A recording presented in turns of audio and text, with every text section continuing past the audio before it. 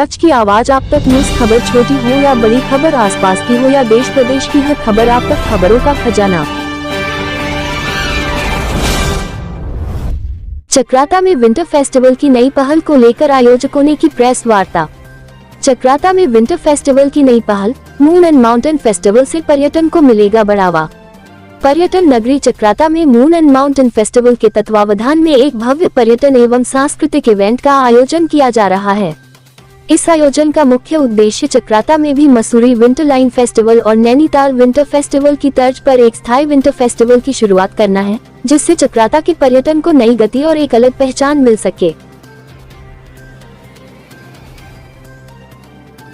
मैं सबसे पहले तो आप लोगों का स्वागत करता हूं और आप लोगों को धन्यवाद देता हूं कि आपने एक कीमती समय निकाला और मेरी इस आवाज़ को जो मैं आगे पहुंचाना चाहता हूं, जो इवेंट मैं कर रहा हूं, इसके माध्यम से मैं रोजगार या जो भी मैं अपने युवा के लिए करना चाह रहा हूं, उसमें आपका सहयोग दिया। सबसे पहले तो आपका बहुत बहुत धन्यवाद। चक्राता एक इवेंट मैं कराने जा रहा हूँ जो नया साल का इवेंट है। हालांकि ये तो इवेंट मात्र है, लेकिन मेरा मकसद यहाँ का टूरिज्म को बढ़ावा देना और इसको जो चीज़ें यहाँ पर अनएक्सप्लोर है उसको लोग आके एक्सप्लोर करें। बहुत प्राकृतिक में बहुत खूबसूरती है यहाँ पर। आपको एक स्वच्छ वातावरण की प्राप्ति होगी। कोई भी यहाँ पर आता है तो 100% मैं गारंटी देता हूँ कि वो यहाँ पर एक बहुत अच्छी अनफॉरगेटेबल मेमोरी के साथ वापस जाएगा। जिंदगी भर याद करेगा कि मैं चक्राता जैसी प्लेस में गया और मुझे वहाँ नया साल मनाने का मौका मिला। मेरा मेन मकसद यही है, इसको कराना। इन चीजों से को क्या बढ़ावा मिले? देखिए, मैं बताता हूँ कि हमारे उत्तराखंड आपको पता है देवभूमि है, प्रकृति से भरपूर है और बहुत अच्छी अच्छी डेस्टिनेशन यहाँ पर आई है। नैनीताल उनमें से एक है, लैंसडाउन एक है, मसूरी एक है।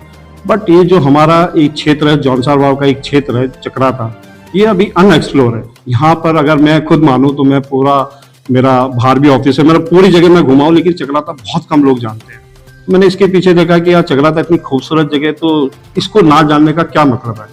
तो मैंने देखा तो यहाँ पर जो है टूरिज्म बहुत कम आता है। सबसे मेन कारण यहाँ पर जो कैंट एरिया है, कैंट एरिया के कारण ये अभी लुप्त है हमारा ये वाला डेस्टिनेशन है। लेकिन अगर आप इसको देखें, या आप लोग तो यहीं के हैं, मैं बाहर का भी कहता हूँ कि अगर कोई आता है तो अगर ये हमारी प्रकृति, हमारा कल्चर, हमारी मेहमान नवाजी, हमारे युवा यहाँ पर हमारी संस्कृति को देखें, तो मैं 100% ये श्योर कर सकता हूँ कि आप यहाँ से जाओगे ना, आपको ये दोबारा आने का मौका मिलेगा। आप खुद से चाहोगे कि मैं दोबारा चक्राता हूँ।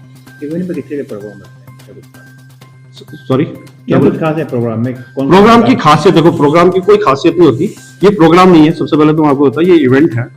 प्रोग्राम एक अलग होता है, इवेंट एक अलग होता है। इवेंट क्या है कि सबसे पहले ये यहाँ पर रोजगार उत्पन्न करने का एक मेरा मकसद है।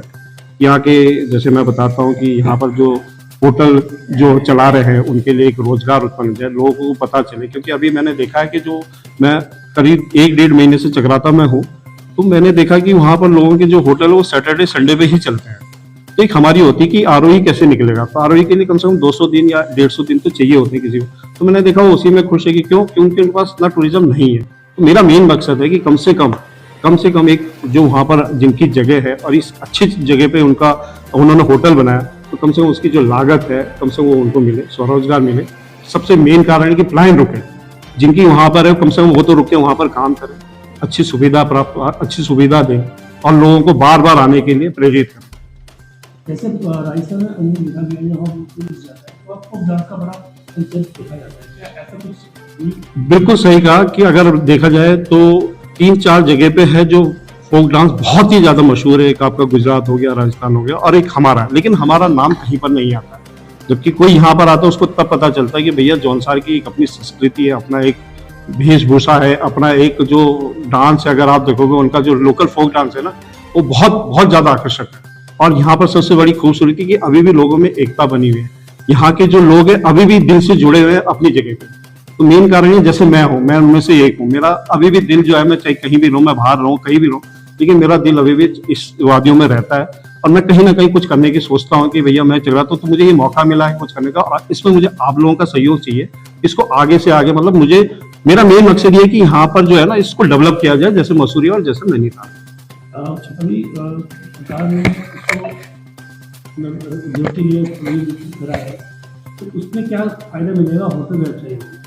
देखिए, उद्योग का तो मुझे आइडिया नहीं है, लेकिन मैं सबसे यही गुजारिश करूंगा और यही आगे संदेश दूंगा कि कुछ भी आए जरूरत, इसको इको फ्रेंडली जरूर रखिएगा, क्योंकि हर जगह जो है दूषित प्लास्टिक, ये तो मेरा है, चलो इवेंट के साथ साथ हम करते हैं, हम लोगों को एक मैसेज भी देना चाहिए, और जो टूरिस्ट आता है उनको भी एक मैसेज यहाँ से खुद ही, मैं क्या कर रहा हूँ, मैं क्या कर सकता हूँ, बल्कि जो हमारे होटल के मालिक है, जो होटल चला रहे हैं, उनको भी ये संदेश आगे देना चाहिए। कोई भी उनके यहाँ टूरिस्ट है तो उनको कम से कम एक पेज का ये संदेश तो उन्हें देना चाहिए कि भैया यहाँ पर प्लास्टिक वगैरह या गंदगी से इसको दूर रखें, तभी इसको हम आगे इको फ्रेंडली एक डेस्टिनेशन बना सकते हैं।